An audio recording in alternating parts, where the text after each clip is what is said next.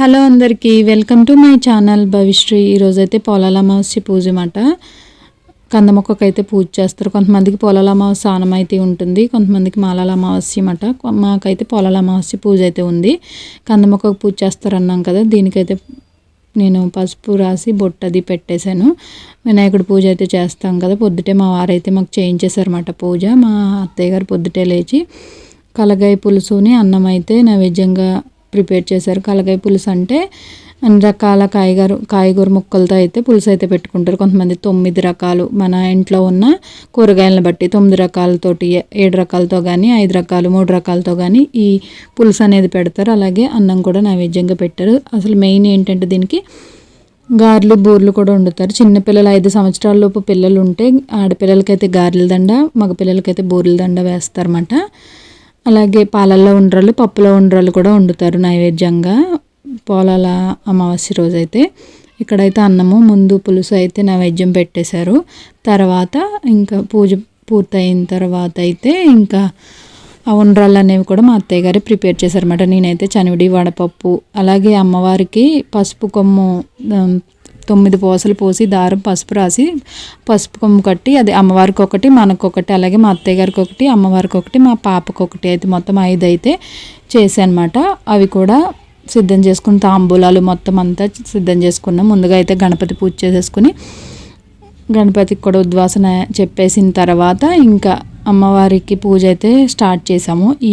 మాకు ఇక్కడ ప్లేస్ అనేది చాలా చిన్నగా ఉంటుంది. కిచెన్కి హాల్కి మధ్యలో దేవుడుది అయితే ఉంటుందన్నమాట. ఇక్కడ వినాయకుడికి ఉద్వాసం చెప్పిన తర్వాత ఇదిగో ఇవే ప్రిపేర్ చేశాను అన్నాను కదా నేను, ఇవి మనం తోరాల్లా ఉంటాయన్నమాట. పూజ అయిపోయిన తర్వాత అమ్మవారి చెట్టుకైతే ఒకటి కట్టేసి ఇంకా మనం ఒకటి మెడలో కట్టుకోవాలన్నమాట.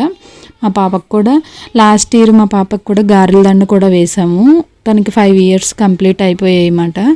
ఈ ఇయర్ అయితే 6 years వచ్చేసి ఇంకా 6 yearsకి అయితే మేము వేయలేదు. నార్మల్గా అయితే గారెలు అవి కూడా నైవేద్యం పెట్టుకోవచ్చు, కానీ మా అత్తయ్య గారు ప్రిపేర్ చేస్తారంటే మళ్ళీ ఎవరో తినరో ఎందుకులండి, ఇంకా పప్పులో ఉండ్రాళ్ళు పాలల్లో ఉండ్రాళ్ళు ఉంటాయి కదా, సరిపోతాయని చెప్పి ఇంక మేమైతే గారెలు అవి అయితే ప్రిపేర్ చేసుకోలేదన్నమాట. ఇక్కడ అమ్మవారు పూజ చేసేసిన తర్వాత నార్మల్గా వెనకాల చూసారు కదా దేవుడి మందిరం ఉంది, అక్కడ కూడా పూజ చేసేసుకున్నాము. ఇలాగా ఇంకా తర్వాత మనకి పూజ అది పూర్తి అయిపోయిన తర్వాత నైవేద్యం అది పెట్టేసిన తర్వాత మా వారైతే పోలాల అమావాస్య కథ ఉంటుందన్నమాట, అది చదివారు. చక్కగా మేమైతే విన్నాము.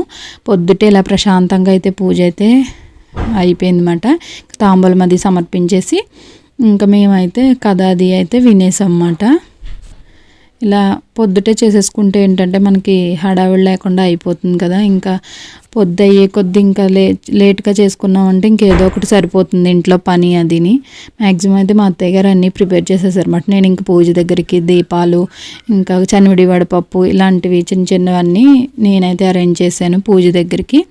ఇంకెలా అయిపోయిన తర్వాత పచ్చిపాలు అయితే కొన్ని ఉంచారు మా అత్తయ్య గారు. ఏం చేశారంటే ఈ చెట్టు మొదట్లోట నాకు పిల్లల్ని ఇవ్వమ్మా, నీకు ఆవు పాలుతో అలుకుతాను అని చెప్పి 3 సార్లు అయితే ఇలా పొయ్యాలట. మా అత్తయ్య గారు పోసారు, తర్వాత నేను కూడా పోసాను అనమాట. అలా అయితే మా పూజ అయితే సాగింది. మీలో ఎంతమందికి ఈ పొలాల అమావాస్య చేసుకునే పూజ ఆనమైతే ఉందన్నది నాతో కామెంట్లో అయితే షేర్ చేసుకోండి. ఇంకా ఫైనల్గా అయితే అమ్మవారి దగ్గర పూజ చేసిన కుంకుమ పెట్టుకుని ఇంకా పువ్వులు అవి కూడా పెట్టేసుకున్నాము. ఈ చెట్టు మొదట్లోనే మేము గౌరీదేవిని కూడా పెట్టి పూజించామన్నమాట. చూసారు కదా, ఇందాక చెప్పాను పాలు అనేవి పోస్తాము, పచ్చి పాలే ఉంచుకోవాలట. ఇలా 3 సార్లు అయితే పోసేసామన్నమాట. కడుపు చలవకని ఆడవాళ్ళందరూ ఈ పూజ అయితే తప్పకుండా అయితే చేసుకుంటారు. చెప్పాను కదా, ఈ పొలాల అమావాస్య వెళ్ళిన నెల రోజులకి మాలాల అమావాస్య అనేది వస్తుంది. అప్పుడు కొంతమంది చేసుకుంటారు అన్నమాట. అది ఆనవాయితీ కొంతమందికి ఉంటుంది. ఇలా టెంకాయ కూడా కొట్టేసి ఇంకా మళ్ళీ ఇంకొకసారి నైవేద్యం పెట్టి ఫైనల్గా ఇంకా కథ పూర్తి అయిపోయిన తర్వాత మళ్ళీ మంగళహారతి అది ఇచ్చేసామన్నమాట. మీకు లాస్ట్లో పిక్స్ అవి కూడా యాడ్ చేస్తాను, చూసేయండి.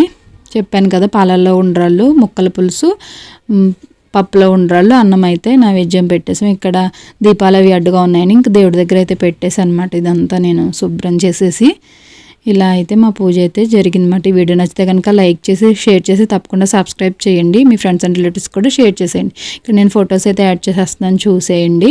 లాస్ట్ ఇయర్ మా అమ్మాయి గారెల దండ అది వేసుకుంది, ఆ పిక్ కూడా యాడ్ చేస్తాను. ఈ ఇయర్ అయితే వేయలేదు, అది లాస్ట్ ఇయర్ అనమాట. అది కూడా చేసేయండి. ఇంక ఇలా అయితే మేము పిక్స్ తీసేసుకున్నాము. ఇదే మాట last year photos. Okay friends, bye.